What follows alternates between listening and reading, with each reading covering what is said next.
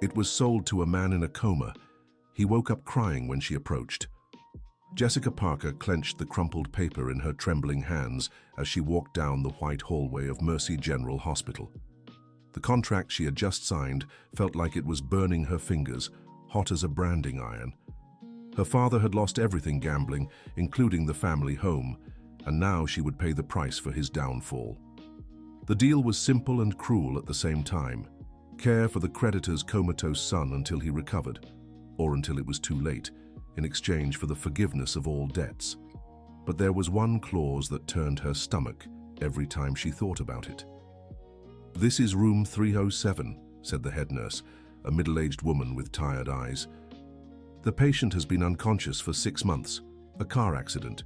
You'll be his exclusive caregiver." Jessica swallowed hard. The door to the room felt like an entrance to hell. On the other side lay Michael James Harrison, the only son of the businessman who now controlled her family's fate. "Is there anything else I should know?" she asked, though she already knew every terrible detail of the agreement. The head nurse hesitated before answering. "Dr. Richard was very specific about the care. He wants you to spend as much time as possible by the patient's side. He believes constant presence might aid his recovery." Jessica nodded, not trusting her own voice. She knew there was more to the story, but she didn't yet have the courage to uncover what. When she opened the door, she found a space that looked more like a luxury hotel suite than a hospital room. Fresh flowers adorned the nightstand, cutting-edge medical equipment surrounded the bed, and the windows offered a stunning view of New York City. At the center of it all lay Michael. Even unconscious, she could tell he was handsome. Soft brown hair, delicate features. Tubes and wires connected his body to machines, keeping his vitals stable. Jessica approached slowly, her heart pounding. This was the first time she'd seen him in person. Until now, she'd only known the stories her father had told between tears and apologies. She checked the monitors, noted his vitals, and adjusted the pillows. It was her first official day as a private caregiver, and she wanted to do everything right. Her nursing training had prepared her for coma patients, but nothing had prepared her for the emotional turmoil she now faced. Then, as she leaned in to check his IV, something happened that changed everything. Michael's eyes fluttered open slowly, like someone waking from a deep dream. His blue eyes met hers, and immediately, tears streamed down his face. "Olivia," he whispered, his voice hoarse and weak. "You came back?" Jessica froze. Who was Olivia? Why was he mistaking her for someone else? Her heart raced, and for a moment she considered bolting from the room. "I knew you'd return," Michael continued, struggling to lift his hand. "I've missed you every day." Jessica started, but the words died in her throat. She didn't know how to respond. Should she correct him? Call the doctors? Michael kept staring at her with those tear-filled blue eyes, as if she were the most important person in the world. There was so much love and relief in his gaze that Jessica felt a strange ache in her chest. I need to call the doctor," she managed to say. "Don't leave again," he pleaded, trying to grasp her hand. "Please, Olivia, don't leave me alone again." Jessica pressed the emergency button, and within minutes, the room was filled with doctors and nurses. Dr. Henry, the neurologist in charge of the case, examined Michael with surprise and satisfaction. "It's a miracle," he declared after the initial tests. 6 months in a coma, and he wakes up with all cognitive functions seemingly intact. "You must have done something special, Nurse Parker." But Jessica barely heard the doctor's words. Her mind was focused on the question she didn't want to ask, but knew she had to. Who was Olivia, and why had Michael mistaken her for her? Dear listener, if you're enjoying the story, take a moment to like and especially subscribe to the channel. It helps us newcomers a lot. Now, continuing. When the doctors left, Jessica was alone with Michael again. He had fallen back asleep after the medication, but this time it was a natural sleep, not the deep coma of the past months.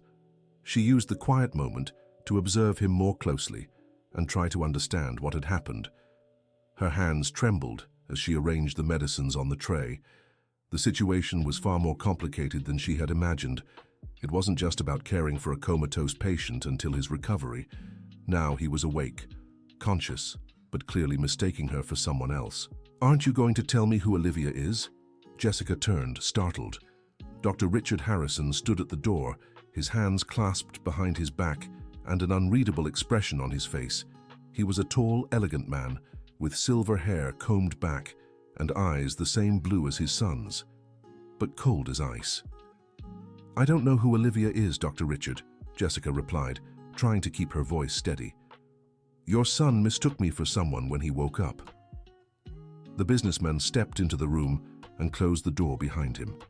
He approached the bed where Michael slept and watched him for a long moment before turning his attention to Jessica. "Of course you do," he said calmly. "It wasn't a coincidence that I chose you to care for my son." Jessica's blood ran cold. There was something in Dr. Richard's voice that frightened her deeply. "I don't understand what you mean." "Olivia Carter was my son's fiancée," he explained, slowly circling the bed. "A young nurse just like you. Curly hair, dark skin, brown eyes. The resemblance between you two is striking." Jessica held her breath. She was beginning to understand why she had been chosen for this job, and the revelation made her sick. "You picked me because of how I look?" "I chose you because I believed your presence might help my son wake up," he corrected. "And from what I saw today, I wasn't wrong." "But that's twisted," Jessica said, her indignation finally finding its voice. "You deceived me. You never told me about this, Olivia." Dr. Richard stopped walking and stared directly at her. "You're here because your father owes me a considerable amount of money he lost at the gambling tables in my establishments. You're in no position to question my methods." The cruelty of those words hit Jessica like a punch to the stomach. She was trapped, and they both knew it. "Where is Olivia now?" she asked, trying to shift the conversation. Dr. Richard's expression hardened further. "She disappeared a week before the wedding, left my son devastated and humiliated in front of all of New York City society. The accident happened 2 days later." There was more to the story. Jessica could feel it. The way Dr. Richard spoke about Olivia made it clear there was deep resentment involved. "And what do you expect me to do, pretend to be her?" "I expect you to care for my son until he fully recovers," he replied coldly. "If he believes you're Olivia, I see no harm in that. It might even help his healing." "That's a lie. It's cruel, to him and to me." "Life is cruel, Miss Parker. You should have learned this when your father destroyed his own family's life with addiction." Jessica clenched her fists. She wanted to respond, wanted to scream, but she knew it would only make her family's situation worse. "There's something you should know," Dr. Richard continued, his voice taking on an even more threatening tone. "The contract you signed has a specific clause about what happens when my son fully recovers." Jessica's stomach twisted. She vaguely remembered something in the contract about marriage, but in her haste and desperation, she hadn't read it carefully. "If Michael recovers completely and still believes you're Olivia, you will marry him. That way, your father's debts will be forgiven forever, and you'll become part of the Harrison family." "You're insane," Jessica whispered. "That's impossible. I can't marry someone who doesn't even know the real me." "You can, and you will if necessary," he replied. "Unless, of course, you'd prefer to see your father jailed for debt and your mother evicted from the house they're living in now. Oh, did I forget to mention? I bought the house where you're staying temporarily. I can have you thrown out at any moment." Jessica felt her legs weaken. The situation was far worse than she'd imagined. She was completely trapped. "Why are you doing this?" "Because my son deserves to be happy," Dr. Richard said, but there was something in his eyes that suggested his motives were far more complex. "And because Olivia Carter destroyed that happiness. You will fix it." Michael stirred in bed, murmuring something unintelligible. They both looked at him, and Jessica noticed Dr. Richard watching his son with a mix of love and obsession that frightened her. "I'll take good care of him," Jessica finally said, knowing she had no choice. "But I won't lie to him forever." "You don't have to lie," Dr. Richard replied with a cruel smile. "Just don't correct him when he calls you Olivia." After Dr. Richard left, Jessica sat in the chair beside the bed and buried her head in her hands. How had her life come to this? 3 weeks ago, She was a respected nurse working in a public hospital, caring for her patients with dedication and love for her profession. Now she was trapped in a scheme orchestrated by a powerful man who saw her only as a pawn in his twisted game. Michael opened his eyes again, and this time he was more alert. His blue eyes searched the room until they found her sitting beside the bed. "Olivia," he said, his voice stronger now. "You really came back?" Jessica took a deep breath before answering. She looked at this man who was clearly suffering, who had just woken from a 6-month coma, and was gazing at her with so much love and relief in his eyes. How could she shatter that illusion? "I'm here," she replied softly, neither confirming nor denying her identity. "I missed you so much," Michael said, trying to sit up. "I thought I'd never see you again." Jessica helped him adjust, fluffing the pillows behind his back. When their hands touched, she felt a strange warmth that confused her. "What happened to me?" he asked, looking around the room. "Why am I in the hospital?" "You were in an accident," Jessica explained carefully. "You were unconscious for a few months." Michael brought a hand to his head, as if trying to sort through his memories. "I remember driving. I was really upset, worried about something." He stopped speaking and looked directly at her.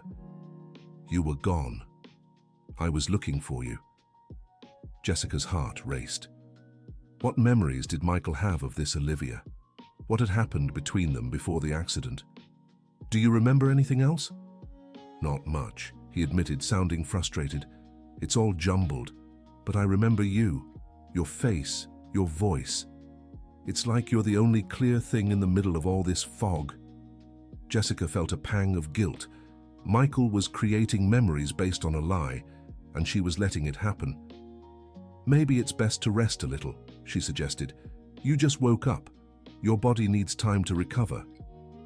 "I don't want to sleep," Michael said, squeezing her hand tighter. "I'm afraid that when I wake up, you'll have disappeared again." The pain in his voice was real and deep. Jessica realized that no matter who Olivia was or what had happened between them, Michael still carried very deep emotional wounds related to her disappearance. "I'm not going anywhere," she promised, and as she made that promise, she felt she was sealing her own fate. In the following days, Jessica established a routine of caring for Michael. She accompanied him to his physical therapy sessions, administered his medication, helped with meals, and gradually learned more about the man she was caring for. Michael was smart, funny, and surprisingly kind. Despite growing up in a wealthy family, he didn't show the arrogance Jessica had expected. On the contrary, he seemed genuinely interested in getting to know her better, asking about her life, her dreams, and her experiences.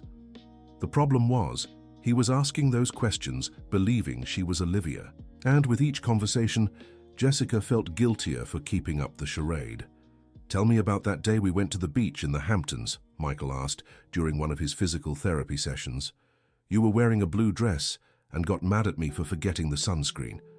Jessica forced a smile, though inside she was struggling.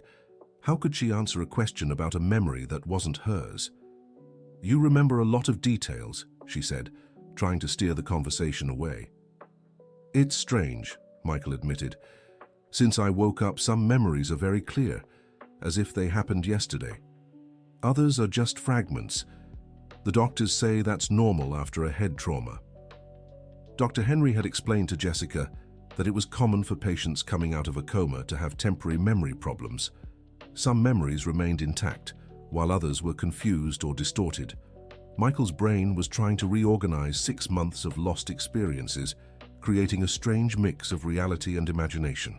"Michael," Jessica said carefully, "if you could choose, what would you want to do when you're fully recovered?" He stopped his exercises and looked at her with a serious expression. "I want to finish what we started before the accident," he replied. "I want to marry you, Olivia. I want to have a family with you." Jessica felt as if she'd been punched in the stomach. The sincerity in Michael's voice was devastating. He truly believed she was the woman he loved. What if things have changed?" she asked hesitantly. "What do you mean?" "What if you found out I'm not exactly who you think I am?" Michael studied her for a long moment, and Jessica wondered if he was starting to suspect something. "You're the woman I love," he said finally. "That's all that matters to me." That night, Jessica returned home with a heavy heart. She lived with her parents in a small rented house in Greenwich Village. It was a simple but cozy place, very different from the luxury of Mercy General Hospital. Her mother, Susan, was in the kitchen preparing dinner when she arrived. A woman of 60, her graying hair always tied in a bun, her hands marked by years of work as a seamstress. "How was your day, dear?" Susan asked, immediately noticing the worried look on Jessica's face. "Hard, Mom. Really hard." Her father, Robert, was sitting at the kitchen table, staring blankly at his hands. Since he had lost everything gambling, he seemed to have aged 10 years. Guilt was eating him up inside, and Jessica knew he was suffering just as much as she was. "Dad," said Jessica, sitting down beside him, "I need to understand exactly what happened. How did we get to this point?" Robert lifted his eyes, and Jessica saw tears glistening in them. "It started small," he said, his voice choked. "A few bets here and there to try and earn some extra cash. You know how hard it is to find work at my age. Robert was 62 and had worked his whole life as a mechanic. When the shop where he worked closed down, he couldn't find another job. Retirement was still far off, and the family was relying solely on Jessica's salary. I thought I could win enough to help you too," he continued, "but I ended up losing a lifetime of savings, and when I tried to win back what I'd lost, I just dug myself deeper." "How much do you owe Dr. Richard?" Jessica asked. $400,000, Robert answered, the words coming out in a whisper of shame. Jessica closed her eyes. It was an impossible amount for them to pay. Even if they worked the rest of their lives, they'd never be able to settle a debt that large. "Honey," Susan said, stepping closer to the table, "your father told me about the deal you made. It can't be legal to force you to marry someone." "Technically, I'm not being forced," Jessica explained. "The contract says if the patient recovers and still wants to marry me, I have to accept. If I refuse, the debts come back into effect." "That's blackmail," Susan said indignantly. "It is, but it's the only way out we have." Dear listener, if you're enjoying the story, don't forget to like and especially subscribe to the channel. It helps us a lot as we're just starting out. Now, back to the story.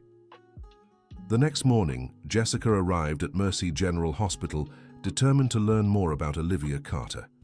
If she was going to be forced to live this lie, she at least wanted to understand who the woman she was replacing really was. She started by discreetly talking to the hospital's more experienced nurses. She discovered Olivia had worked there for 2 years before disappearing. She was well liked by her colleagues and considered an excellent professional. "Olivia was a sweet girl," said Nurse Margaret, who had worked at the hospital for over 20 years. "But she always seemed to carry a weight on her shoulders. She came from a very poor family and supported her sick mother all by herself." "Was she dating Michael for a long time?" "Almost 3 years," Margaret replied. "At first, no one knew she was dating Dr. Richard's son. She was very private. We only found out when he started showing up here to pick her up." "And what was their relationship like?" Margaret hesitated before answering. "They seemed very much in love, but Olivia always got tense whenever Dr. Richard came around. I got the feeling he didn't approve of their relationship." This intrigued Jessica. If Dr. Richard hadn't approved of the relationship, why was he now desperate for Michael to marry someone who looked like Olivia? When she returned to room 307, she found Michael sitting in the armchair by the window. His physical recovery had been impressive. In just a week, he was already able to walk short distances, and his motor coordination was almost completely restored.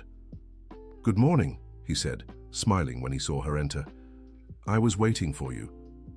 "How are you feeling today?" Jessica asked, automatically checking the medical equipment. "Better every day. Dr. Henry said if I keep improving like this, I could be discharged in 2 weeks." The news should have been good, but Jessica felt a tightness in her chest.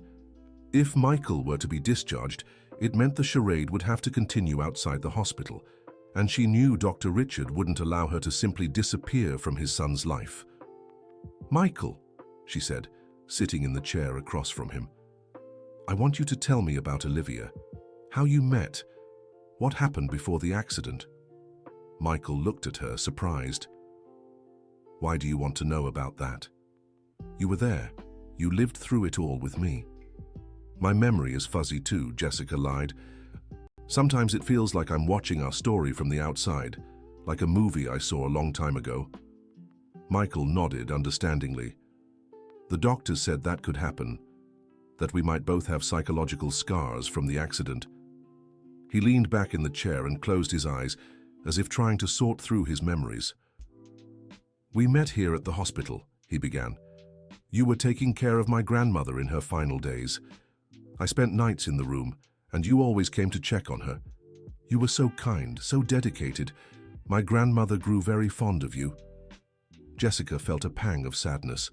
Michael was telling a real story, but she wasn't part of it. When my grandmother passed, you comforted me. You stayed with me during the funeral, helped with the arrangements.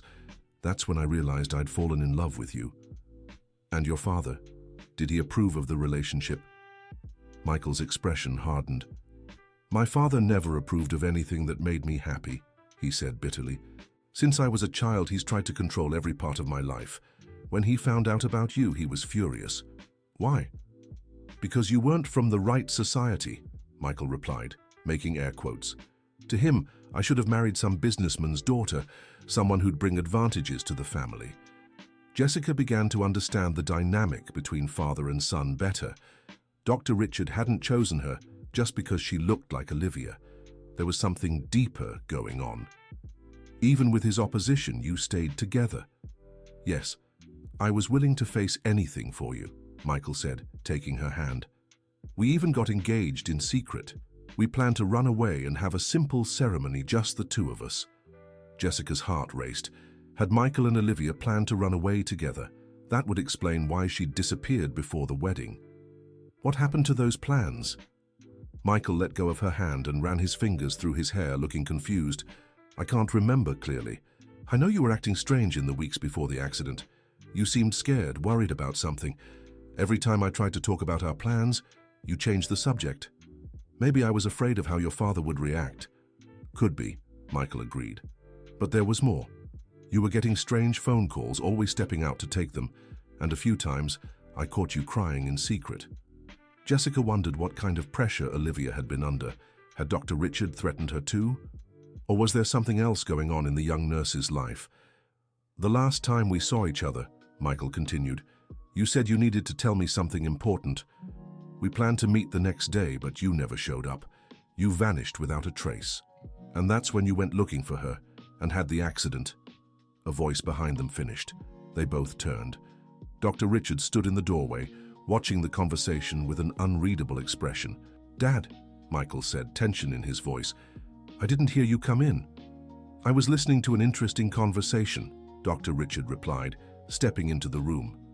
I see your memory is gradually returning. There are still gaps, Michael admitted. Dr. Richard walked to the window and stared out at the city below. Maybe it's better this way, he said calmly. Some memories are better left forgotten. Jessica watched the interaction between father and son. There was so much left unsaid between them, so many old wounds that hadn't yet healed. Dr. Henry said I might be discharged soon, Michael commented. Yes, we discussed that. I've already arranged everything for your recovery at home.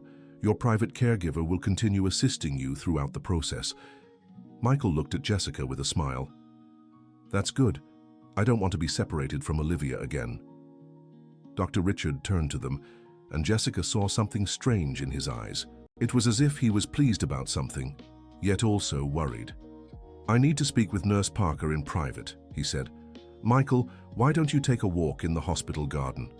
The fresh air will do you good. After Michael left, Dr. Richard closed the door and stepped closer to Jessica. I see you're fulfilling your part of the agreement properly, he said. I'm taking care of him as promised, Jessica replied, and doing more than that.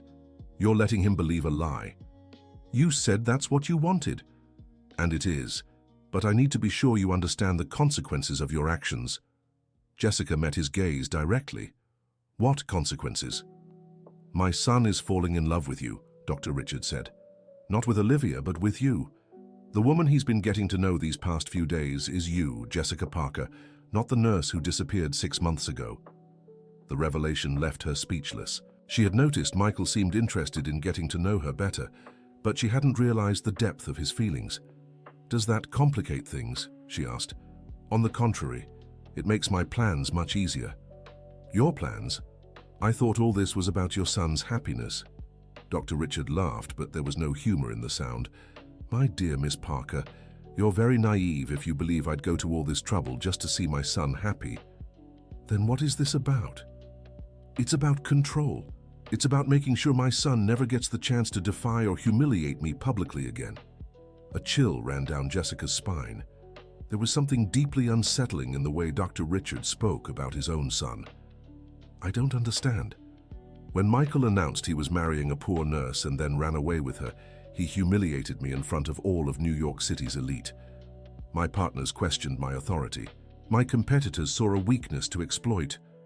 So this is all about wounded pride?" "It's about much more than that," he replied coldly. "It's about ensuring that the next time my son marries, it's to someone I can control completely. Someone who depends on me for her survival and her family's." Jessica finally understood the full extent of the trap she'd fallen into. Dr. Richard didn't just want her to marry Michael. He wanted her to be a submissive, controllable wife, always grateful for his generosity and always willing to do his bidding. "What if I refuse?"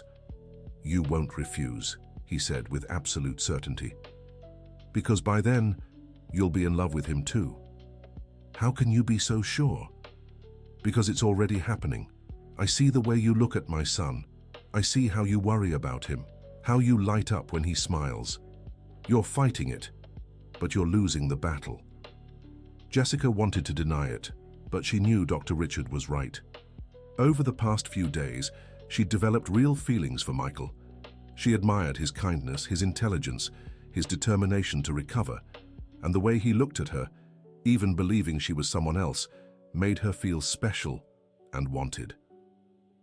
"This changes nothing," she said, trying to sound more convinced than she felt. "I won't marry him based on a lie." "It won't be a lie when it happens," replied Dr. Richard. "It will be the natural outcome of two young people who met and fell in love during his recovery." "And Olivia? What really happened to her?" Dr. Richard's expression grew even colder. "Olivia Carter made the mistake of trying to blackmail my family. She discovered some irregularities in my business dealings and thought she could use that information to secure her acceptance into the family." "So you made her disappear?" "I convinced her to leave town and never return. It wasn't difficult. I offered a generous sum for her sick mother and a new life in another state." Jessica felt nauseous. Dr. Richard had separated Michael from the woman he loved by buying her exit. He never knew. Never. To him, Olivia simply vanished without explanation. That's what left him so devastated and led to the accident. "You destroyed your own son's life." "I saved my son's life. Olivia Carter was not a good person. It was greed and ambition, not love, that motivated her." Jessica didn't believe Dr. Richard's words. From what she'd heard, Olivia had been a dedicated and caring young woman, but even if there was some truth to his version, it didn't justify the manipulation and control he wielded. "And now you want me to replace her?" "I want you to be yourself.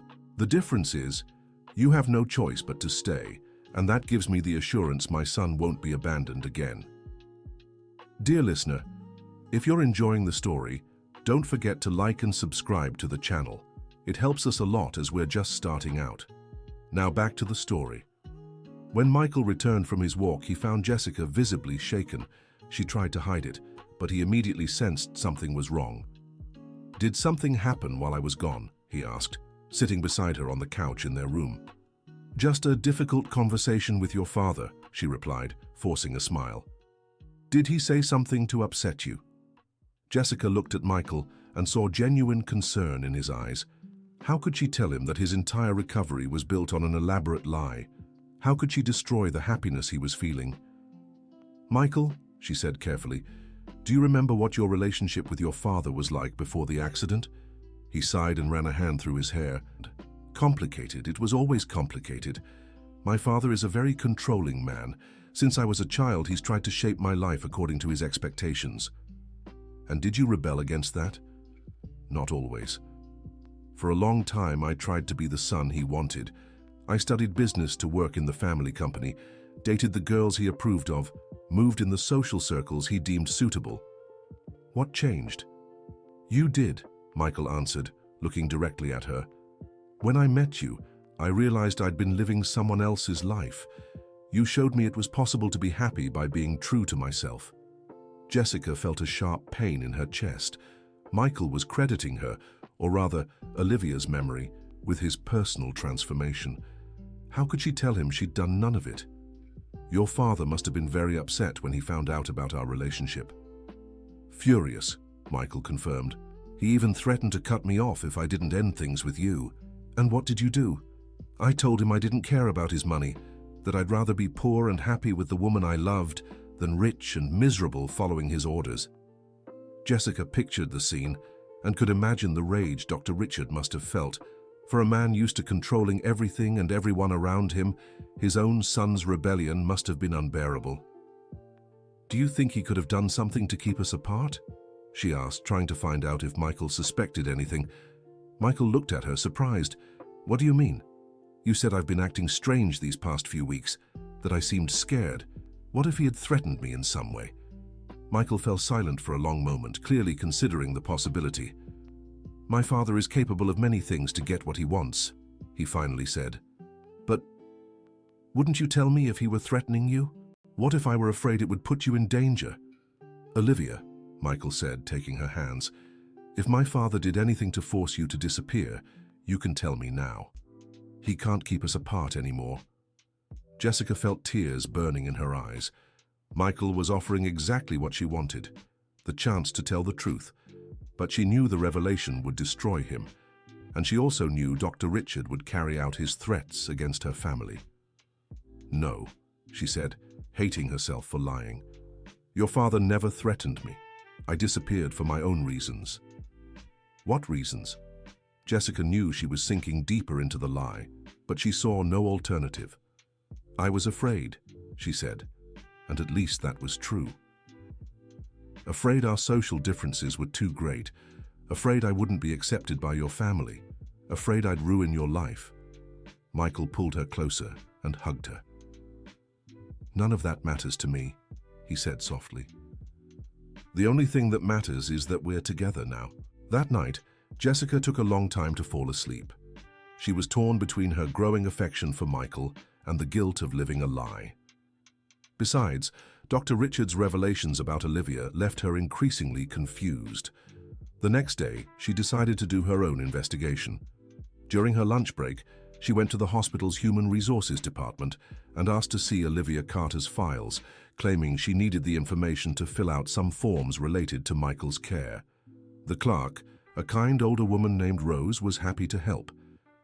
Olivia was an exemplary employee, Rose remarked while searching for the files. Never late, never absent without reason. It was such a shame when she resigned. She resigned? Jessica asked, surprised. She wasn't fired?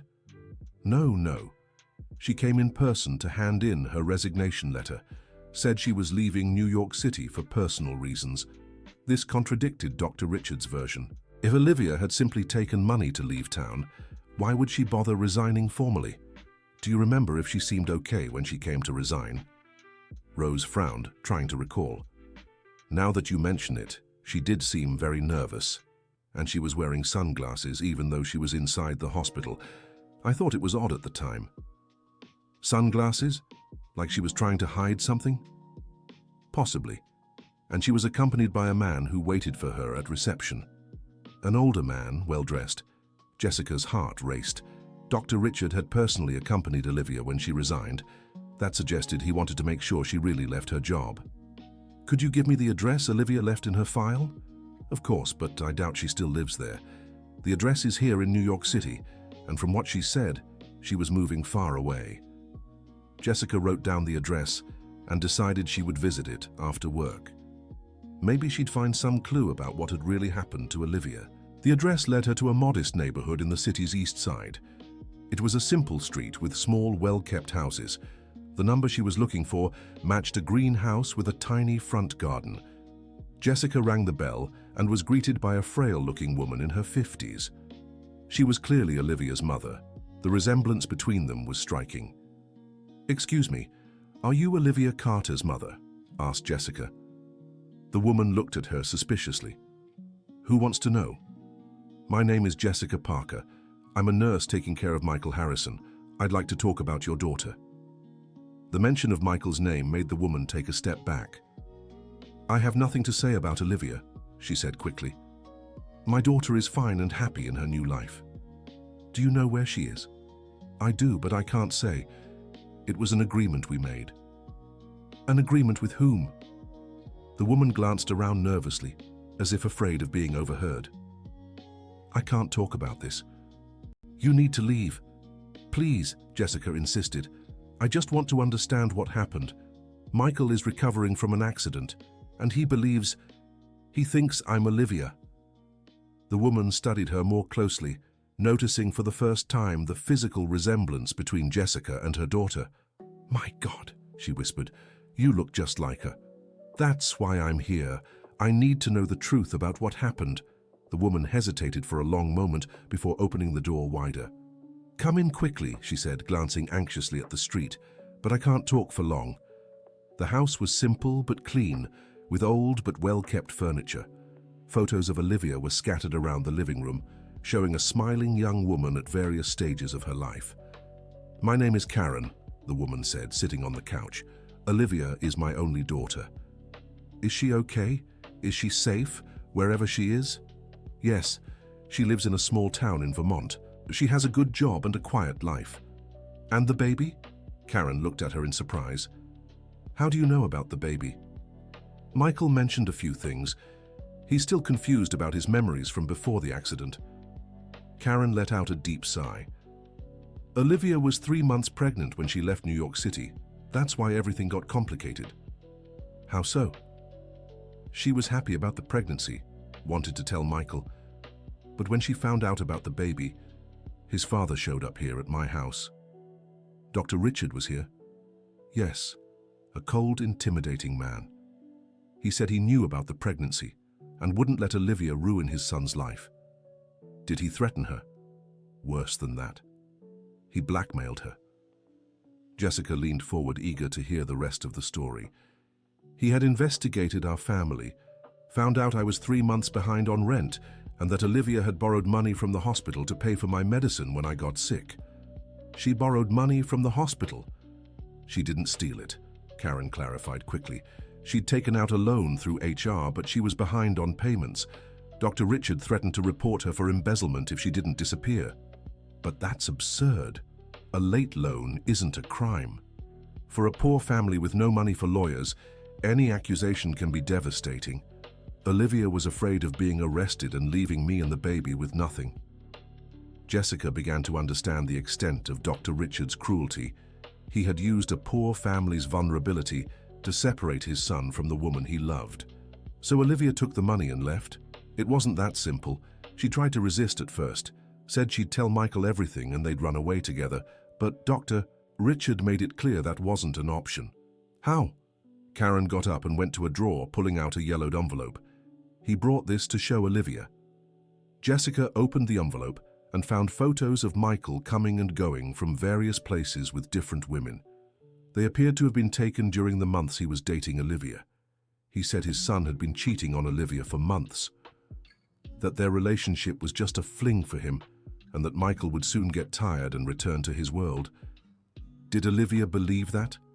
At first, no, but the photos were very convincing, and Dr. Richard knew details about their meetings that he could only know if Michael had told him.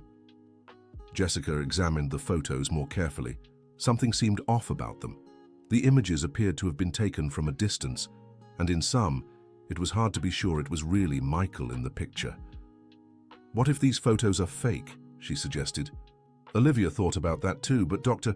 Richard said if she wanted proof, she could follow Michael for a few days and see for herself. And did she do that? She did. And that's when she became certain she was being betrayed. Karen showed Jessica other photos, these clearly taken by Olivia with a cell phone. They showed Michael entering an elegant hotel with a blonde woman. After that, Olivia was devastated. She accepted Dr. Richard's offer and agreed to leave New York City. Jessica studied the cell phone photos. Something about them bothered her, but she couldn't pinpoint what. "Are you sure these photos are real?" Olivia took them herself. She followed Michael for 3 days and saw the same thing every time, him meeting other women. And she never confronted Michael about it? She was too scared and too hurt. She decided it was better to disappear quietly than face the humiliation of a confrontation. Jessica left Karen's house with even more questions than when she arrived. The story told by Olivia's mother was different from Dr. Richard's version, but it still didn't fully explain what had happened. On her way home, she called her friend Amanda, who worked as a private investigator. If there was something strange about the photos, Amanda would be able to figure it out. "Amanda, I need a favor," Jessica said when her friend answered. "I have some photos I'd like you to analyze. I suspect they might have been manipulated." "Of course, you can email them to me, but why are you investigating manipulated photos?" Jessica hesitated before answering. She couldn't tell Amanda the whole truth, but she needed her help. "It's a long story. It's about the patient I'm taking care of. I think someone might have lied to him about some things in the past." "Got it. I'll send you what I can analyze by tomorrow afternoon." That night, Jessica came home to find her parents talking seriously in the kitchen. From the worried expressions on their faces, she immediately knew something was wrong. "What happened?" she asked. "I got a call from Dr. Richard today," Robert said, his voice shaky. "He wants to meet with me tomorrow to discuss the next steps of the agreement." "What next steps?" "He said Michael will be discharged next week and it's time to implement the second phase of the plan." Jessica felt her blood run cold. "What second phase?" "He didn't specify, but he made it clear he expects our full cooperation. He said any attempt to sabotage his plans would be considered a breach of contract." Susan took her daughter's hands. "Sweetheart, maybe it's time we consider other options. This situation is getting out of control." "What other options, Mom?" Jessica asked, though she knew there were none. "Dad owes a fortune to that man. If he doesn't fulfill the agreement, he could destroy our family. I'd rather lose everything than see you forced to marry someone because of my mistakes," Robert said, tears in his eyes. "Dad, it's not your fault. And besides..." Jessica stopped mid-sentence, unwilling to admit what she was feeling. "Besides what?" Susan asked. "Besides, Michael is a good man. Perhaps this marriage isn't the worst thing that could happen to me." Her parents looked at her with concern. "Sweetheart," Susan said softly, "are you falling in love with him?" Jessica couldn't answer. The truth was, yes, she was falling for Michael. Despite all the terrible circumstances that had brought them together, she genuinely liked him. She admired his intelligence, his kindness, his determination. And the way he looked at her, even believing she was someone else, made her heart race. "This complicates things," Robert said. "If you have feelings for him, it'll be even harder to keep up this charade." "I know, Dad. But maybe once he's fully recovered, I can tell him the truth. Maybe he'll understand the circumstances and forgive the lie." "And if he doesn't," Susan asked, "what if he feels betrayed and wants revenge? Then at least I'll have tried to be honest with him." The next day, Jessica arrived at Mercy General Hospital, determined to observe Michael more closely. She wanted to understand who he really was, beyond the confusion of his lost memories. Michael was in physical therapy when she arrived. She watched him through the window, noticing how hard he worked to regain full movement. There was determination in every motion, a refusal to accept limitations. "He's a fighter," a voice said behind her. Jessica turned and saw Dr. Henry, the neurologist, handling his case. "How is his recovery going, Doctor?" "Remarkable, actually. I wanted to speak with you about it. Michael's progress has been much faster than usual for cases like his." "What does that mean?" "It means the presence of a loved one can truly work miracles in a patient's recovery. Your care has been essential to his progress." Jessica felt a mix of pride and guilt. Pride for genuinely helping Michael, and guilt because that help was built on a lie. There is something that concerns me, though, Dr. Henry continued. What is it? Some of the memories Michael is recovering seem inconsistent, as if he's mixing real experiences with imagined ones. Is that normal? It can happen with brain trauma, but it's important you tell me if he mentions anything that seems completely detached from reality. We need to monitor this carefully. Jessica nodded, but inside she was even more worried. If Michael was blending real and imagined memories, how could she be sure everything he remembered about Olivia was true? When Michael finished therapy, they walked together through the hospital garden. It was a sunny day, and Michael seemed more cheerful than Jessica had seen since he woke up. Dr. Henry said I could be discharged on Friday, he told her, smiling. We'll finally leave this hospital and start our real life together. Michael, Jessica said carefully, are you sure you're ready for that? Sometimes it seems like your memories are still unclear. Some things are still hazy, he admitted, but the important things are clear. I know I love you, I know I want to marry you, I know I want to build a family with you. What if you discovered some of the things you remember didn't happen exactly as you think? Michael stopped walking and looked at her seriously. Olivia, are you trying to tell me something? Jessica took a deep breath. This was her chance to start revealing the truth, to prepare him for the full confession. I'm saying memory is fragile. Sometimes we create memories based on what we wish were true, not what actually happened. You think I'm making up our memories together. I'm not saying that. I'm saying that maybe some things are different from what you remember. Michael took her hands and pulled her toward a bench under a tree.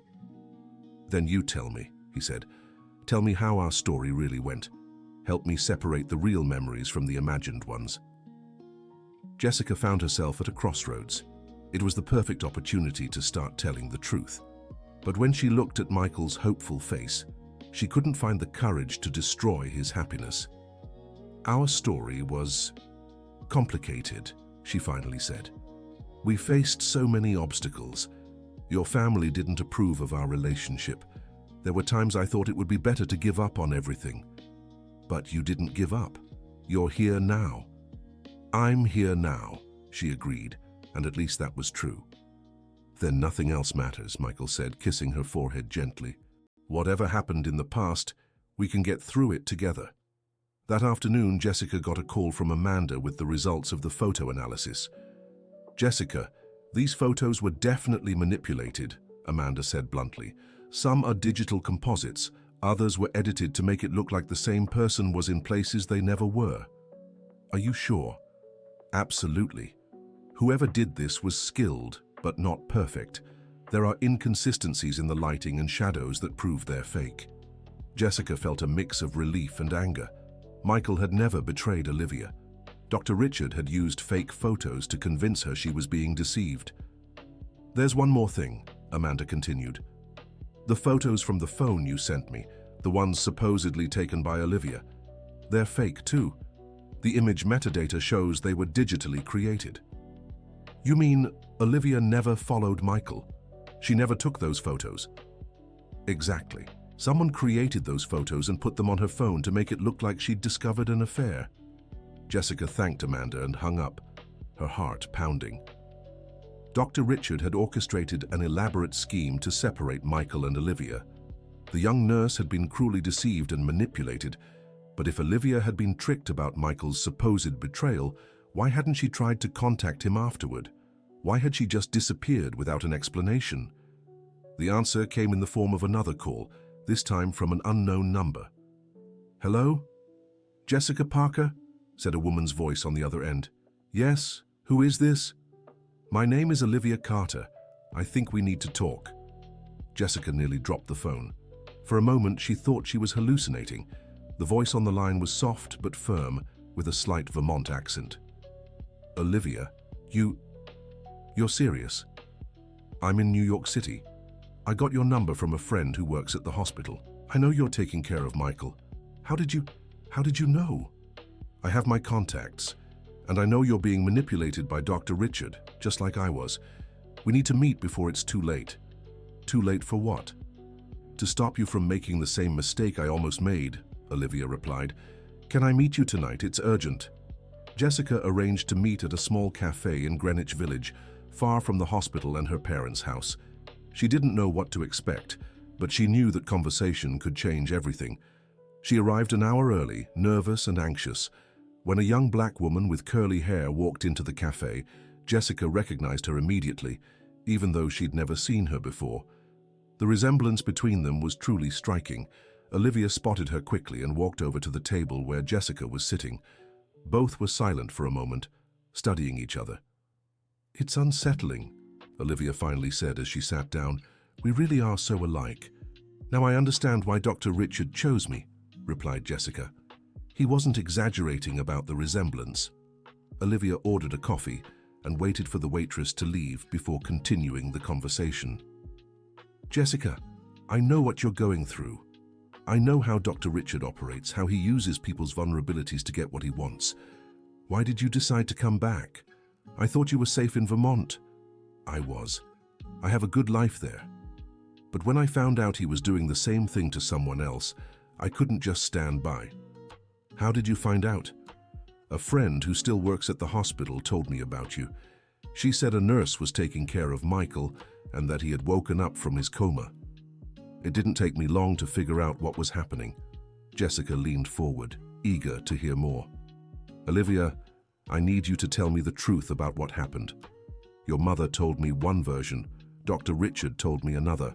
I need to know what really happened." Olivia took a deep breath before beginning. "The truth is Dr. Richard blackmailed me, but not the way he told you. And the photos he showed my mother were fake." "I know. I had them analyzed. They were all digitally altered." "You're smarter than I was," Olivia said with a sad smile. "I believed them at the time. I was devastated, thinking Michael was cheating on me." "But if you found out the photos were fake, why didn't you go back to him?" Olivia hesitated before answering, as if deciding how much to share. "Because there was a truth buried in all those lies. A truth Dr. Richard discovered and used against me." "What truth?" "I was pregnant, and the baby. The baby wasn't Michael's." Jessica felt like she'd been punched in the gut. That revelation changed everything. "What do you mean?" "I had just ended a complicated relationship right before I met Michael. My ex was married, and I didn't know. When I found out about his wife, I ended it immediately. But I was already pregnant. And you didn't tell Michael." "I tried several times, but every time I was about to, I lost my nerve. How could I explain that I was pregnant with another man's child at the very start of our relationship?" Jessica began to understand the situation better. Olivia hadn't disappeared just because of Dr. Richard's threats. She was carrying a secret that tormented her. "Did Dr. Richard find out about the baby's father?" "Yes. He had investigated my entire life. He knew about my ex, knew about the pregnancy, knew everything. And he used that to convince me I wasn't worthy of Michael.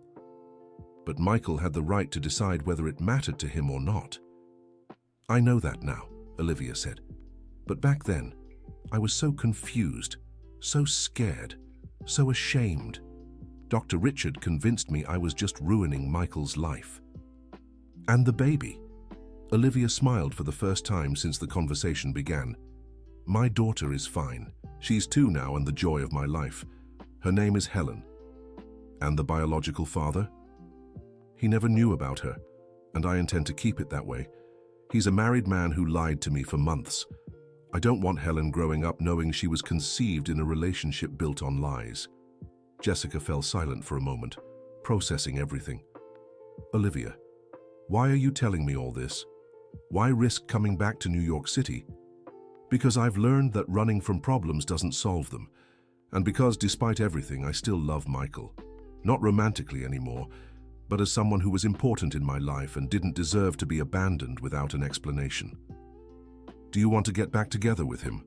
"No," Olivia said firmly. "That chapter of my life is over.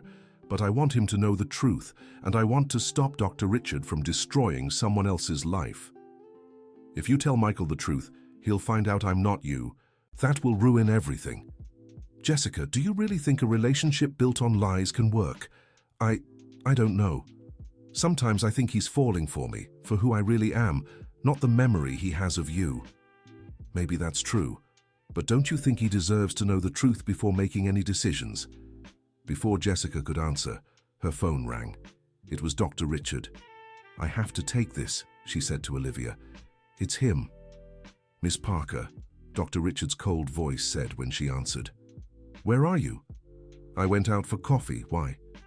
"Because my son is asking for you, and because we've received some disturbing information about a certain person who might be trying to interfere with our plans." Jessica looked at Olivia, who had gone pale hearing Dr. Richard's voice through the phone. "I don't know what you're talking about." "Of course you do. Olivia Carter is back in town, and I'm sure you two have already met." Jessica's blood ran cold. How had Dr. Richard found out so quickly? "Miss Parker, I suggest you return to the hospital immediately and forget any conversations you may have had with people from the past. It would be a shame if something happened to your family because of a reckless decision." The call ended, and Jessica stared at the phone with trembling hands. "He knows we're together," she told Olivia. "It was to be expected. Dr. Richard has eyes and ears everywhere. You were probably followed the moment you left home. What do we do now?"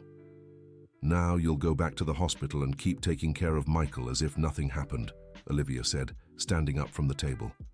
"And I'll handle my part of the plan." "What plan?" "The plan to free you, Michael, and your family from that man's grip." "Olivia, it's dangerous. You don't know what Dr. Richard is capable of." "Oh, I do. But this time, I'm prepared, and I'm not alone." Olivia left the cafe, leaving Jessica with more questions than answers. On her way back to the hospital, she tried to imagine what Olivia was planning, but her mind was fixated on Dr. Richard's threats. When she reached room 307, she found Michael visibly agitated. He was pacing back and forth, something still difficult for him to do for long. "Olivia, where were you?" he asked, clearly relieved to see her. "My father said you left without telling anyone." "I just went for coffee. Needed some fresh air." He seemed worried, said something about people from the past trying to cause trouble. Jessica forced a smile. "You know how protective your father is. He's probably worried over nothing." Michael studied her carefully.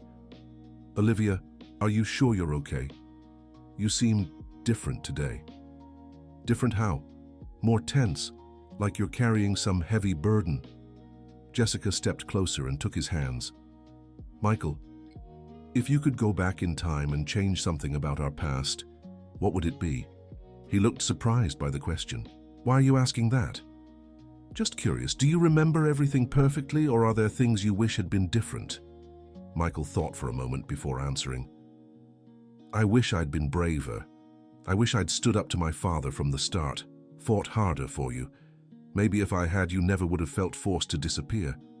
What if there were things about me you didn't know? Secrets I never told you? Olivia, where are you going with these questions?" Jessica took a deep breath. This was her chance to start preparing Michael for the truth. "I'm saying maybe it's time we're completely honest with each other. About the past, about the present, about everything." "All right," said Michael, sitting on the bed and pulling her to sit beside him. "You first. What do you want to tell me?" Jessica looked into those blue eyes full of trust and love, and once again lost the courage to destroy that illusion. I want to tell you, but I'm afraid of your reaction." "Olivia, there's nothing you can say that will change how I feel about you. Even if it's something that completely changes how you see me. Even then." Jessica was about to start telling the truth when the door to the room swung open abruptly. Dr. Richard entered, accompanied by two men in suits, clearly private security. "Sorry to interrupt this intimate moment," he said sarcastically, "but we need to have an urgent conversation." "Dad, what's going on?" asked Michael, clearly confused. "What's going on is that some people are trying to sabotage your recovery with lies and manipulation." Dr. Richard stepped closer to Jessica with a threatening expression. "Miss Parker, I believe you have something to tell me about your afternoon."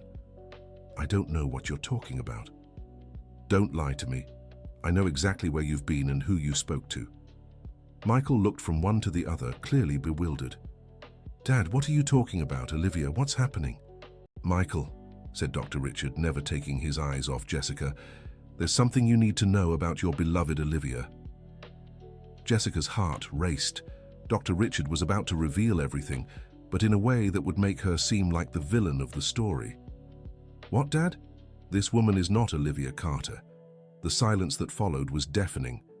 Michael looked at Jessica with an expression of shock and confusion. What do you mean? This is Jessica Parker, a nurse hired to take care of you. The real Olivia has been living in Vermont for 2 years. That's impossible, said Michael, struggling to stand up from the bed. I recognized her. I remember her. You remember a woman who looks a lot like her, corrected Dr. Richard. The resemblance is striking, I admit, but this is not the woman you loved. Michael turned to Jessica, and she saw in his eyes a mix of pain, confusion, and betrayal that shattered her inside. Is it true? He asked, his voice breaking. Jessica knew there was no point in lying anymore. The truth had been revealed in the worst possible way, but at least now she could try to explain the circumstances. It's true, she said softly. My name is Jessica Parker. But Michael, you need to understand. Understand what? Michael exploded. That you all deceived me. That you spent weeks making me believe a lie. Son, said Dr. Richard, feigning compassion. I know this is hard, but it was necessary for your recovery. This woman was hired specifically to care for you during your recovery. The resemblance to Olivia was a useful coincidence. A coincidence? Michael looked at his father with suspicion. Dad, what else are you hiding from me? Nothing, my son. I only tried to protect you from the pain of discovering that the woman you loved abandoned you when you needed her most. Jessica saw that Dr. Richard was manipulating the situation to make himself look like the hero of the story. She couldn't allow that. Michael, she said, standing and stepping closer to him, your father is lying. I wasn't hired by coincidence. He chose me specifically because of my resemblance to Olivia. Why? Because my father owed him money. A lot of money. And the deal was that I would take care of you until your full recovery. And if you recovered and still wanted to marry me, I'd be forced to accept. Michael looked at his father with a growing expression of horror. Dad, is this true? Son, you don't understand the complexity of the situation. Is it true or not? Dr. Richard hesitated before answering. Yes, it's true, but it was for your own good. Olivia abandoned you when you needed her most. I wanted to make sure you had someone who would never leave you. Someone who was forced to stay with me? Michael was clearly horrified. Dad, did you orchestrate all this to control me? To protect you? No, Michael said, his voice growing stronger. To control me, like you've always tried to do my whole life. Michael turned to Jessica. And you? How much of what I felt for you was real? How much was just you playing a role? Michael, my feelings for you are real, Jessica said, tears in her eyes. I never wanted to lie to you. I was trapped in this situation just as much as you were. But you did lie. For weeks, you let me believe you were someone else. Because I had no choice. Your father is destroying my family. My father lost everything because of his gambling addiction, and now we owe him a fortune. Michael looked back at his father. Dad, are you blackmailing this family? I'm protecting my investments, Dr. Richard replied coldly. Her father incurred legitimate debts. I simply offered an alternative form of payment, using me as a bargaining chip, giving you a chance at happiness with someone who would never abandon you. Michael stepped closer to his father, and for the first time since waking from his coma, Jessica saw real anger in his eyes. Dad, my entire life you've tried to control every aspect of my existence, my studies, my career, my relationships, and now I find out even my recovery was manipulated by you. Son. No, Michael interrupted. Enough. It's over. I want nothing more to do with you or your sick schemes. Michael, you're being irrational. You're still recovering. You can't make important decisions in this state. I can and I will. Jessica, he said, turning to her, do you want to leave here with me?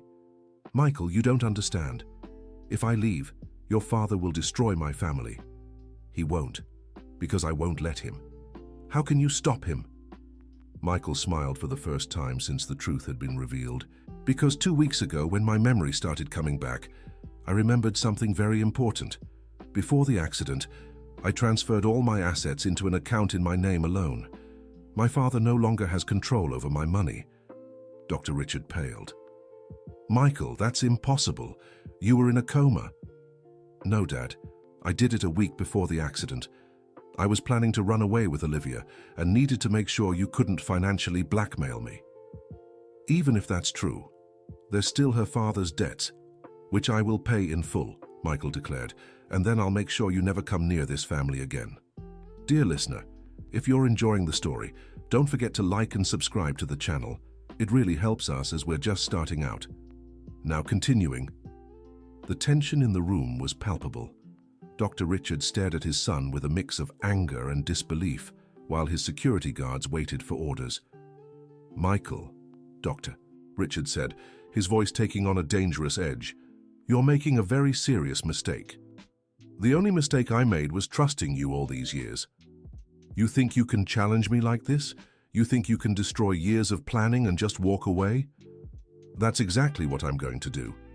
Jessica realized the situation was escalating dangerously. Dr. Richard clearly wasn't willing to accept defeat so easily. Michael, she said softly, maybe we should talk about this more calmly. There's nothing to discuss, Michael replied firmly. Jessica, do you want to leave here with me now or not? Before she could answer, the door to the room opened again. To everyone's surprise, Olivia walked in, accompanied by an older woman whom Jessica recognized as Dr. Catherine Reynolds, the hospital's chief administrator. Forgive the interruption, said Dr. Catherine, but I need to speak with Dr. Richard immediately. Catherine, this is not the right time, said Dr. Richard, clearly annoyed by the interruption. On the contrary, Richard, it's the perfect time. Olivia stepped closer to Michael, who looked at her in shock. Olivia? You're here? Hi, Michael, she said softly. I'm so sorry for everything that happened. I don't understand any of this, Michael said, glancing between Olivia and Jessica. What's going on here? What's going on, Dr. Catherine said, is that Dr. Richard has finally been exposed. Exposed for what? Blackmail, extortion, falsifying medical records, and misusing hospital facilities for his personal schemes. Dr. Richard tried to maintain his composure, but Jessica could see the panic in his eyes. Catherine, you don't know what you're talking about. I know perfectly well. Miss Olivia has brought some very interesting evidence about your activities. Olivia stepped forward and pulled an envelope from her bag. Michael, this envelope contains proof that the photos my father showed me were fake. Proof that your father orchestrated our entire breakup. What photos? Photos of you with other women, photos that convinced me you were cheating on me, photos that made me believe our relationship was a lie. Michael looked at his father with growing horror. Dad, you made Olivia believe I was cheating on her. Son, you have to understand. There's nothing to understand, Michael exploded. You destroyed my life, you destroyed our relationship, and now you're trying to destroy Jessica's life too. Michael, Olivia said gently, there's one more thing you need to know. About why I really left. She stepped closer and took his hands. I was pregnant when I disappeared, but the baby wasn't yours. Michael fell silent for a long moment, processing the information. Whose was it? From a previous relationship that ended badly. I wanted to tell you, but I was ashamed, afraid of how you'd react. And my father found out. Yes. And he used that to convince me I wasn't worthy of you, that I was only ruining your life. Michael looked at Olivia with deep sadness. Olivia, if you had told me, none of that would have mattered to me.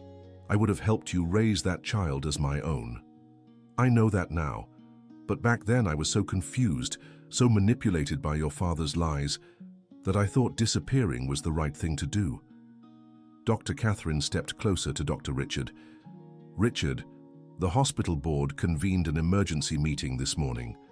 Your privileges to use our facilities have been revoked, and we're considering legal action for misconduct. You can't do this, Dr. Richard said, but his voice no longer carried the same authority. We can, and we are, and there's more. Miss Olivia has also provided information about irregularities in your gambling ventures. It seems several families have been harmed by your questionable practices.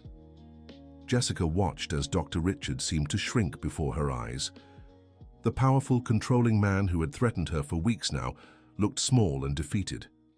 Jessica, Michael said, stepping closer to her, I know you were forced to lie to me. I know you were in an impossible situation, but I need to know, was anything you felt for me real? Jessica looked at the man she had learned to admire and respect, and decided that after so many lies, he deserved to hear the full truth. Michael, when I agreed to take care of you, it was just a job to save my family. But as the days passed, I started to see who you really are. Your kindness, your intelligence, your determination. And yes, I fell in love with you. Not with the idea of you, not out of obligation, but with the real person I came to know. Even knowing I believed you were someone else. That's why I felt so guilty, because my feelings were real, but our relationship was built on a lie. A lie I desperately wanted to confess, but I didn't know how. Michael held her gently. Jessica, do you want to start over? The right way this time, no lies, no manipulations, just the two of us getting to know each other for real? You really want that, after everything that's happened? I do. Because despite all the terrible circumstances that brought us together, I met an extraordinary woman, and I don't want to lose her because of my father's twisted games. Olivia approached them. Sorry to interrupt, but there's something you need to know. Dr. Richard won't give up easily. Even defeated, he's still a dangerous man. What do you mean? Jessica asked. I mean he'll try to take revenge on all of us, especially you, Jessica, for winning his son's heart the right way. As if Olivia's words were prophetic, Dr. Richard approached the group.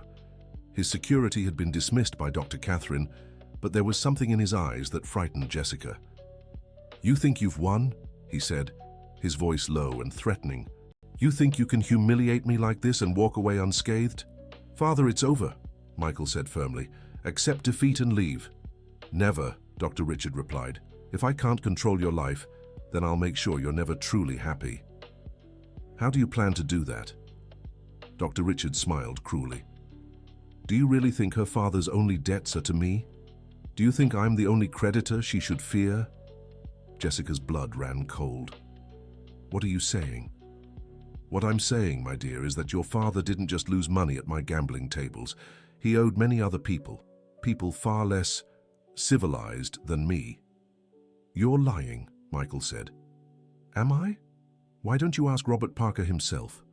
Why don't you ask him about the loans he took from loan sharks to try and pay off his debts to me? Jessica felt the world spinning around her. If what Dr. Richard was saying was true, her family was still in danger, even if Michael settled the debts with him. Even if that's true, Michael said, we can handle those debts too. Can you? Dr. Richard laughed. You talk about $2 million like it's pocket change. $2 million? Jessica nearly fainted. The amount was far greater than she had imagined. Surprised, dear? Your father was more creative than you thought in the art of drowning in debt. Father, Michael said, his patience clearly gone. Even if all of this is true, we'll find a solution. But right now, you're going to leave this hospital and never come near any of us again. Or what? You'll call security? You'll have me thrown out? No, said a voice from the door. But we will. Everyone turned to see two men in formal suits entering the room. Jessica recognized one as Dr. Henry, but the other was a stranger. Dr. Richard, the unfamiliar man said, I'm Dr. William Thompson from the State Medical Ethics Board. You are formally under investigation for professional misconduct and abuse of authority. And I, said Dr. Henry, I'm here as a witness to everything I've seen over the past few months, including your manipulation of your own son's treatment for personal gain. Dr. Richard looked around the room, realizing he was completely surrounded and without allies. This isn't over, he said, directing his words specifically at Jessica. You may have won over my son, but you'll pay a very high price for it. Is that a threat? Asked Dr. William. It's a promise, Dr. Richard replied. before leaving the room, escorted by the two doctors. After he left, the room fell silent for a few moments. Olivia was the first to speak. "Jessica, you need to check your father's debt situation immediately. If Dr. Richard was telling the truth about the loan sharks, your family could be in real danger." "I know," said Jessica, grabbing her phone. "I'll call my parents right now." But when she tried, the call went straight to voicemail. Both her father's and mother's phones were turned off. "This isn't normal," she said, beginning to panic. "My parents always answer their phones." "Let's go to your house," Michael said immediately. "Now." "Michael, you just woke up from a coma. You're not in any condition to—" "I'm in good enough condition to protect the woman I love," he interrupted. "Let's go." Olivia offered to go with them, and the three left the hospital together. On the way to Jessica's house, she tried calling her parents several times, with no success. When they reached her street, Jessica immediately sensed something was wrong. The house was completely dark, and the front door was slightly ajar. "Dad, Mom!" she called, rushing inside. The house was empty. There were no signs of a struggle, but also no signs that her parents had left willingly. Their clothes were still in the closet, their personal belongings still in their usual places. "They're gone," Jessica said, starting to cry. "Doctor, Richard did something to them." Michael held her as Olivia searched the house for clues. "Jessica," Olivia said, "I found this on the kitchen table." It was a note written in strange handwriting. "Your debts are due. Your parents are with us until you honor your commitments. 48 hours. Don't call the authorities if you want to see them again." "Loan sharks," Michael said, reading the note. "My father wasn't lying about that." "What are we going to do?" Jessica asked desperately. "I don't have $2 million, and you can't possibly get that amount in 48 hours. "Yes, I can," Michael said firmly. "I have investments, properties. I can liquidate everything if I have to." "Michael, you can't destroy your financial future for my family." "Jessica, look at me," he said, cupping her face in his hands. "Don't you understand yet? You are my family now. Your parents are my family, and family protects family." Olivia, who had been silently watching their exchange, finally spoke. "There's another option, one that might solve this problem once and for all." "What option?" Jessica and Michael asked at the same time. "We can use Dr. Richard against the loan sharks themselves." "How?" "He has connections in the underworld. He knows these people. And now that he's lost control over you, he might be willing to make a deal to regain at least some of his power." Michael looked at her skeptically. "You want me to ask my father for help? After everything he's done?" "I'm not saying forgive him or trust him. I'm saying use him the same way he used you." "It's too risky," Jessica said. "What if it's a trap?" "It might be, but you have 48 hours to save your parents. And sometimes, when we're desperate, we have to make unlikely alliances." Jessica looked at Michael, seeing the conflict in his eyes. She knew how hard it was for him to consider asking his father for help after all the betrayals. "The decision is yours," she said softly. "Whatever it is, I support you." Michael remained silent for a long moment before making his choice. "Let's talk to my father." They found Dr. Richard in his private office, a luxurious space in the heart of New York City. He seemed genuinely surprised to see them. "I didn't expect a social visit so soon," he said sarcastically. "This isn't a social visit," Michael replied coldly. "It's a business proposal." "What kind of business?" "Jessica's parents were kidnapped by the loan sharks you mentioned. We want your help to bring them back." Dr. Richard leaned back in his chair, clearly intrigued. "And what do I get out of it?" "A chance at partial redemption. A chance to prove you still have some humanity left." "Humanity doesn't pay the bills, son." "Then how about this? You help us solve this problem, and I'll consider not suing you for all your illegal actions over the past few months." Dr. Richard smiled. "Now you're speaking a language I understand. But there's a problem. Even if I have connections in the gambling world, that doesn't mean I can just cancel a $2 million debt. We don't want you to cancel it. We want you to negotiate." "Negotiate what?" "A payment plan. A way to settle the debt without anyone getting hurt." Dr. Richard grew thoughtful for a moment. "There's a possibility," he finally said, "but you won't like it." "Tell us."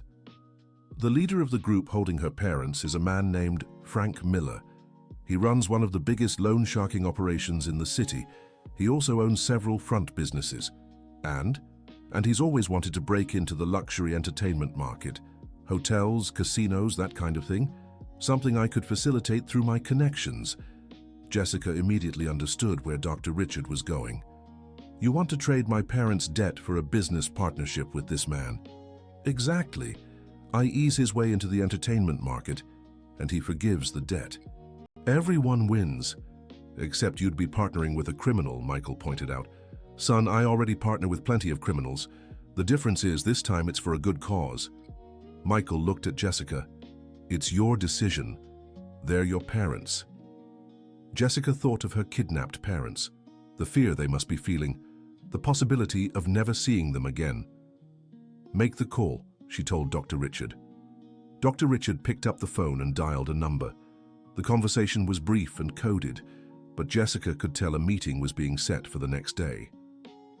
"It's done," Dr. Richard said when he hung up. "Frank wants to meet tomorrow night to discuss terms." "Where?" Michael asked. "At the Harbor Warehouse, 8 o'clock, and he wants all of you there." "That sounds like a trap," said Olivia, who had stayed quiet throughout the conversation. "It might be," Dr. Richard agreed. "But it's the only chance you have to get her parents back." That night, Jessica barely slept. Michael had insisted she stay at his place for safety, while Olivia checked into a nearby hotel. Michael's house was enormous and lavish, but Jessica felt lost in all the opulence. "Can't sleep?" Michael asked, finding her on the balcony overlooking the city. "How could I? My parents are in the hands of criminals, and tomorrow we're meeting them based on your father's word." Michael stepped closer and wrapped his arms around her from behind. "It'll be okay. It has to be." "How can you be so sure?" "Because I've finally found a reason to fight. I've found you." Jessica turned in his arms. "Michael, if anything goes wrong tomorrow..." "It won't. But if it's possible, I want you to know these last few days have been the best of my life. Even with all the lies, even with all the pain, meeting you was the best thing that ever happened to me." Michael kissed her gently. "Jessica, when all this is over, I want us to get married. Not out of obligation, not because of blackmail, but because we choose to be together. Are you sure after everything that's happened?" "I am, because I've learned that true love isn't about having a perfect story. It's about choosing to stay together despite the imperfections." The next day, the four of them prepared for the meeting at the harbor. Dr. Richard had secured the necessary documents to formalize the business partnership. Michael had liquidated some investments to have money as collateral, and Olivia had insisted on accompanying them as a witness. The warehouse was in an abandoned industrial area of the Baltimore port.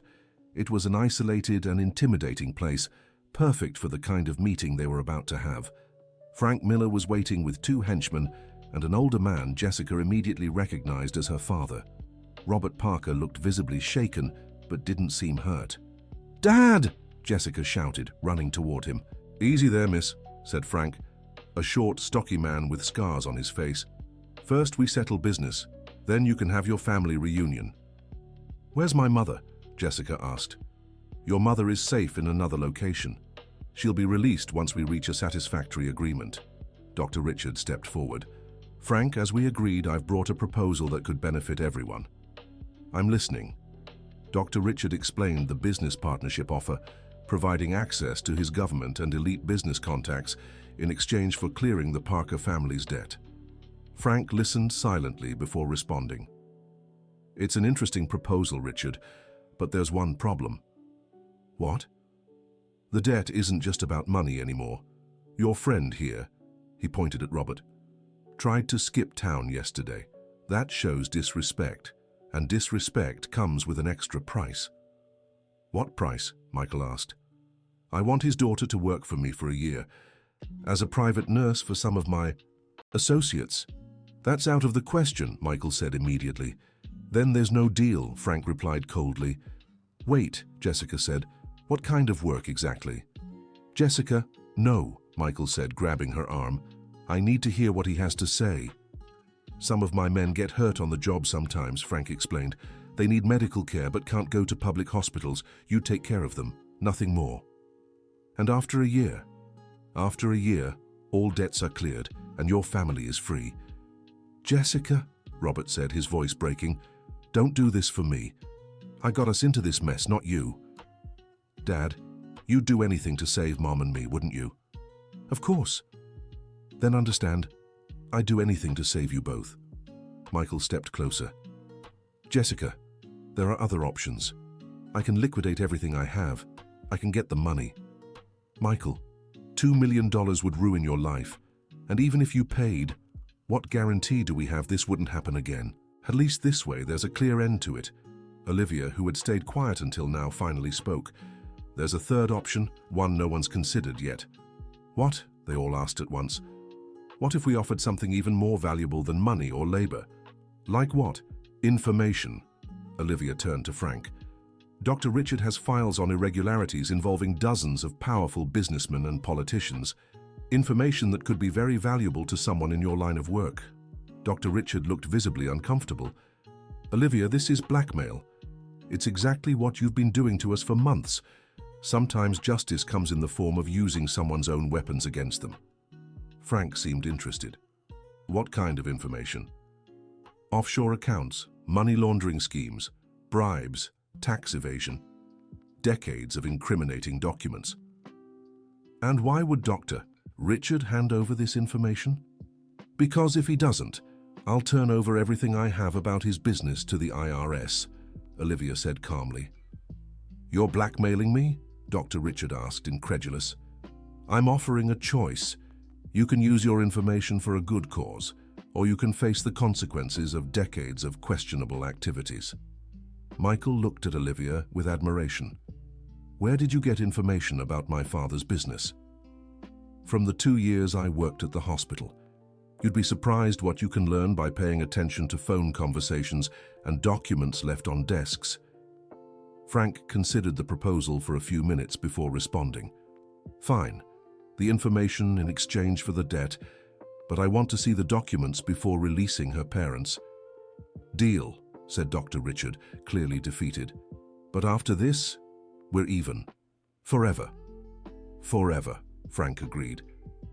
The rest of the night was a whirlwind of activity. Dr. Richard took everyone to his office, where he opened a safe containing decades of incriminating documents. Frank examined everything carefully before being satisfied with what he received. Finally, at 2 in the morning, Susan Parker was released and reunited with her family. The reunion was emotional, filled with tears and hugs. Daughter, Susan said, embracing Jessica, I thought I'd never see you again. I thought so too, Mom, but it's okay now. We're all safe. Robert approached Michael. Son, I don't know how to thank you for everything you've done for my family. No need to thank me, Robert. Jessica is my family now too. Even after everything that happened, even knowing she isn't who you thought she was. Michael smiled. She's exactly who I thought she was. A brave, loving woman willing to sacrifice everything for her family.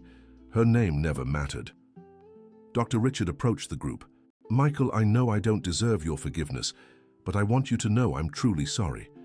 Father, remorse is a start, but it'll take a long time before I can trust you again. I understand, and I'm willing to wait as long as it takes. Olivia, who had been silently observing everything, finally said her goodbyes. I need to go back to Vermont. My daughter is with the babysitter, and I get nervous when I'm away from her too long. Olivia, Michael said, thank you for everything, for coming back, for exposing the truth, for helping us.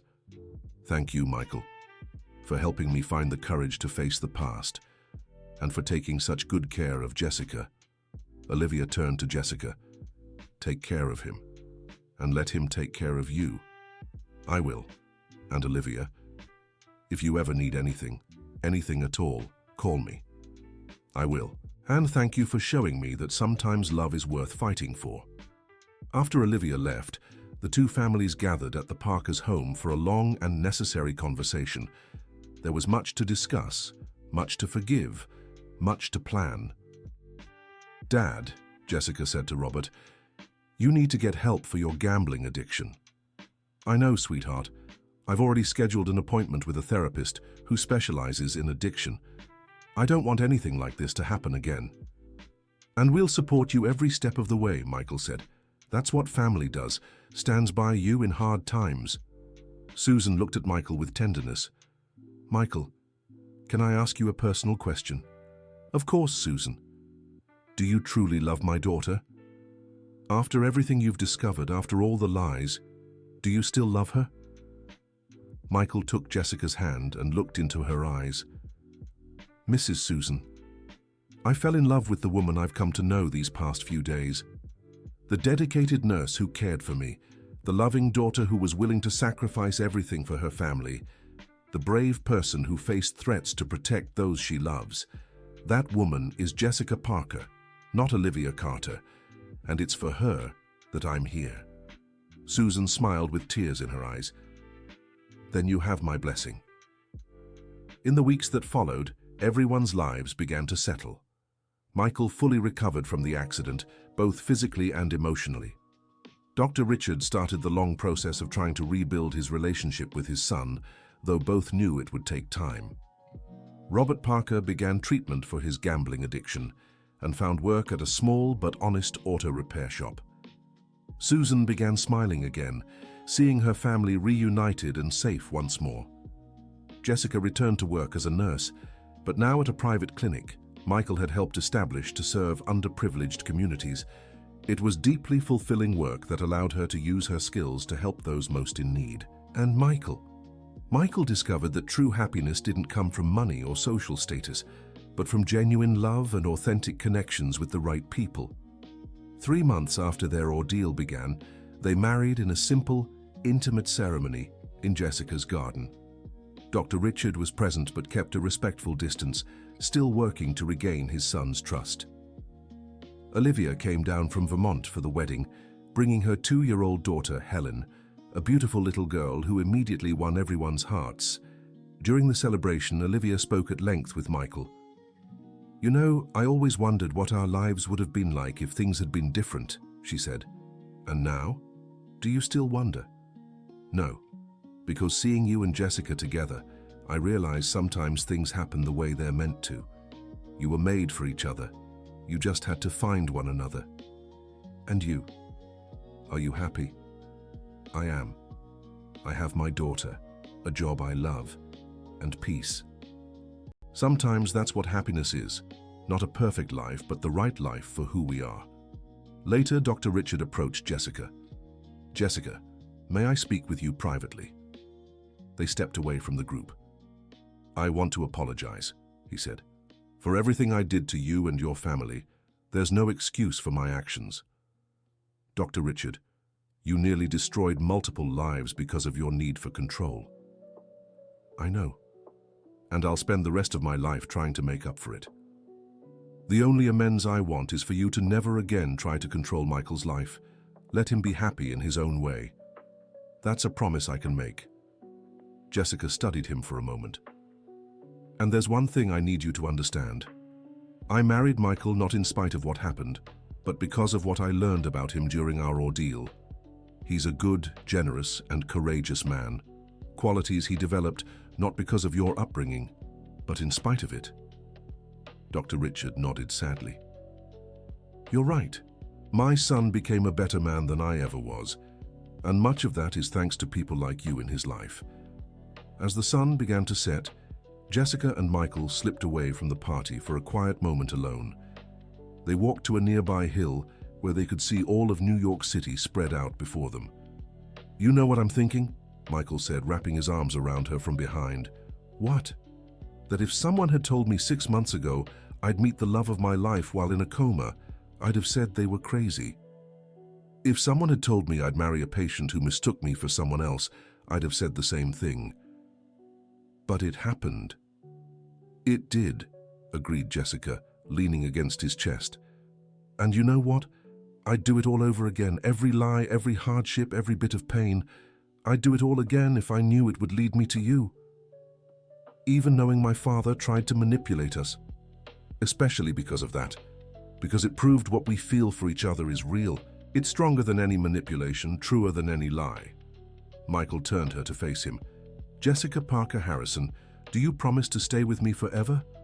In good times and bad? In wealth and poverty? In sickness and health? Forever, she promised, sealing the vow with a kiss.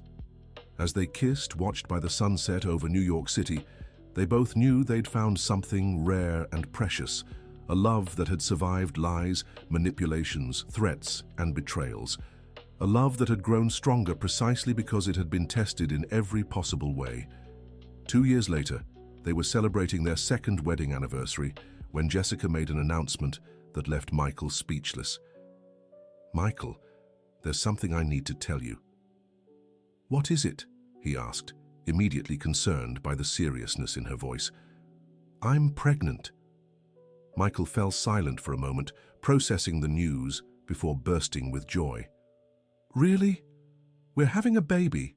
We're having a baby," she confirmed, laughing at the pure happiness on his face. That's amazing. When? In 7 months. And Michael?" "Yes." This time there's no doubt about who the father is. They laughed together, remembering the journey that had brought them to this moment. The baby was born on a sunny spring morning. It was a girl, and they named her Hope, because that's exactly what she represented for the whole family. Dr. Richard, now a devoted grandfather, though still keeping a respectful distance, held his granddaughter with tears in his eyes. "She's perfect," he told Jessica, "just like her mother." "And she'll be raised with love and honesty," Jessica replied.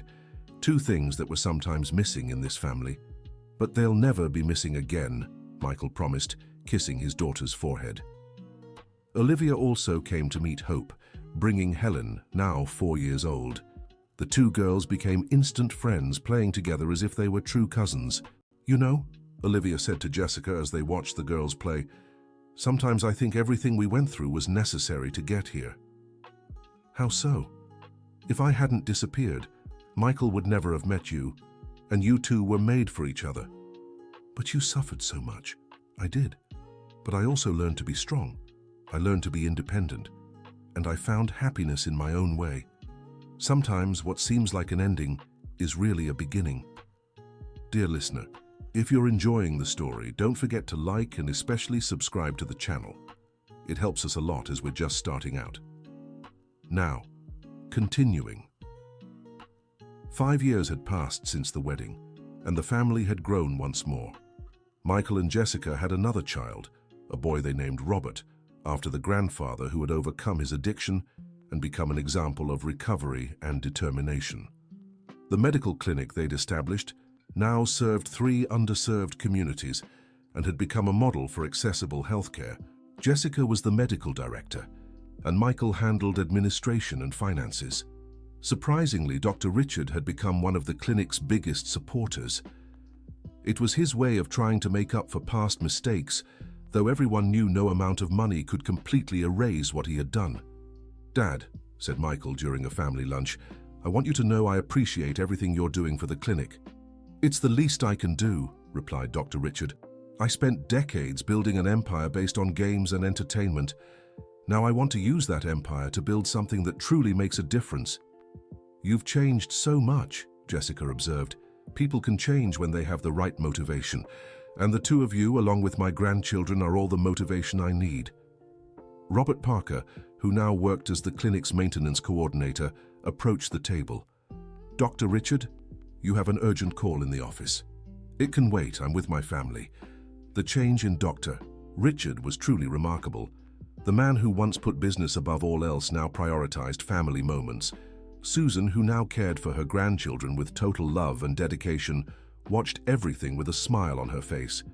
"You know," she said to Jessica, "when you were little, I used to worry about the kind of man you'd choose. Now I see you didn't just pick a good man, you chose an entire family that transformed because of love. Mom, it was Michael who joined our family, and all of us changed because of it." That night, after the children had gone to sleep, Michael and Jessica sat on their porch, gazing at the stars. "You know what I've been thinking," said Michael. "What?" "Our story would be perfect for a movie. A nurse, a man in a coma, A case of mistaken identity, a controlling villain, a happy ending. Don't forget the twists, Jessica added with a laugh. The mysterious ex-fiancé, the loan sharks, the blackmail. True. And what would the moral of the story be? Jessica thought for a moment. That true love can survive anything. Lies, manipulation, threats. When two people are truly meant for each other, nothing can keep them apart forever. And that sometimes the bad things that happen to us are actually blessings in disguise. How so? If your father hadn't gotten into debt, you would have never agreed to take care of me. If my father hadn't been controlling, I would have never learned to value independence.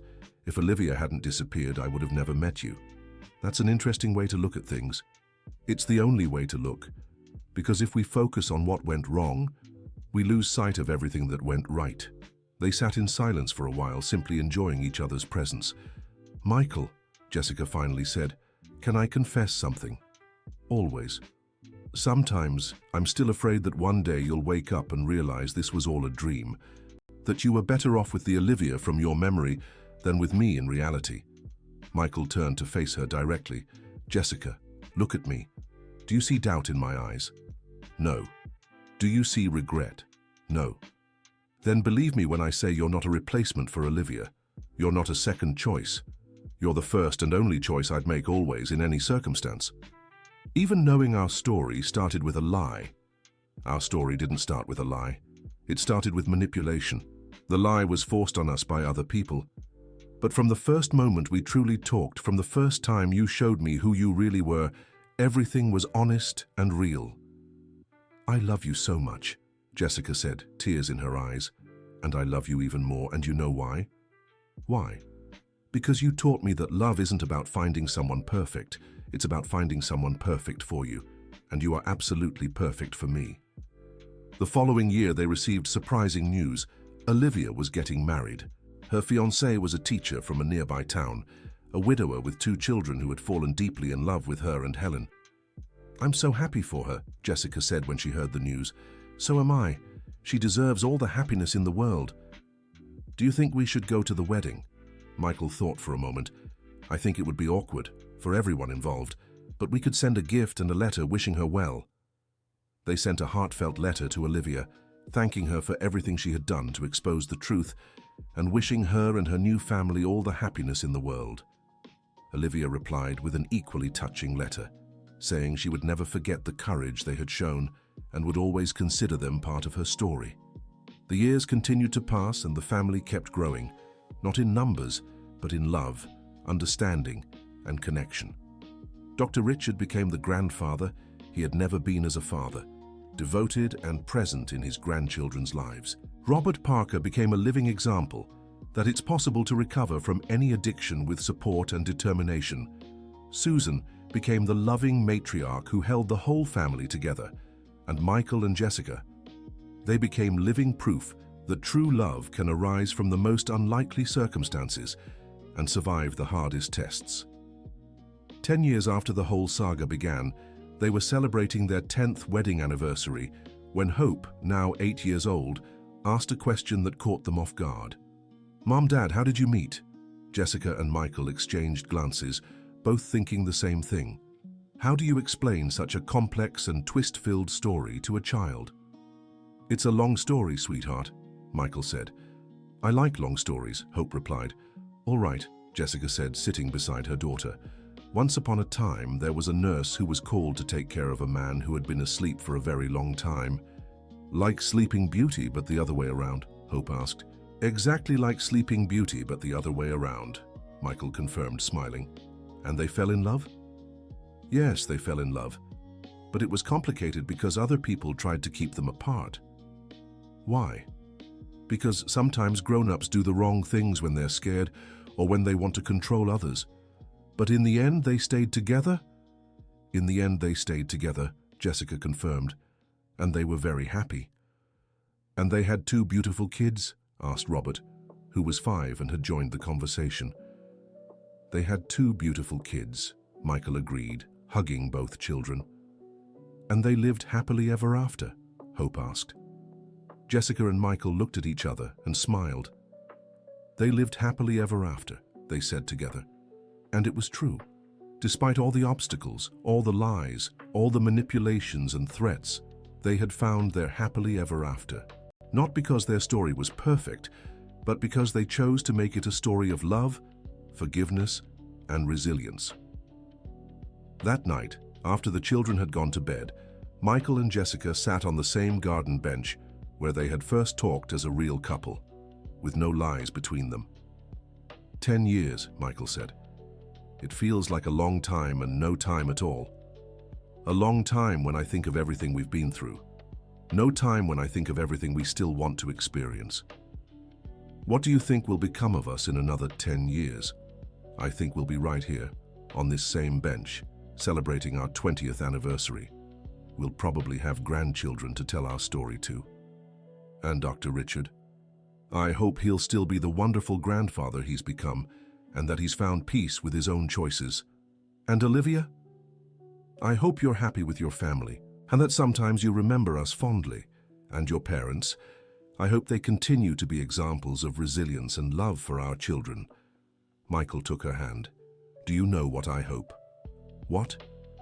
I hope our story inspires others, that it shows true love can be found even in the most difficult circumstances, that it proves forgiveness is possible, change is possible, happiness is possible. Could our story really inspire someone? I'm certain it could, because it's a story about choices. You could have chosen to hate my father for everything he did. You could have chosen to leave me when you discovered the truth. You could have chosen to live in the past. But I chose to fight for the present and the future. Exactly. And I could have chosen to live in the fantasy of the Olivia from my memories. I could have chosen to reject you when I found out who you really were. I could have chosen never to forgive my father. But you chose reality and forgiveness, because you taught me that reality, even imperfect, is always better than any fantasy. And that forgiveness frees not just the one who's forgiven, but especially the one who forgives. They kissed softly, a kiss that carried 10 years of history, of love, of overcoming. I love you, Jessica Parker Harrison. I love you, Michael James Harrison. And as the stars shone above them, both knew they had found something many people search for their whole lives and never find, a love that had survived every test and grown stronger with each challenge overcome. Years later, when they told their story to their grandchildren, they always ended it the same way. And the moral of the story is that true love isn't the kind that never faces problems. It's the kind that faces every problem and still chooses to stay together. It's the kind that turns obstacles into opportunities, lies into truths, and wounds into scars that tell a story of resilience. The end. Now tell us what you thought of this touching story. Do you believe Jessica made the right decisions? Which moments moved your heart the most? Share your thoughts in the comments. We love reading every heartfelt word from you. If this story stirred emotions in you, don't forget to like it, and most importantly, subscribe to the channel so you won't miss other stories that go straight to the heart. Your companionship means everything to us.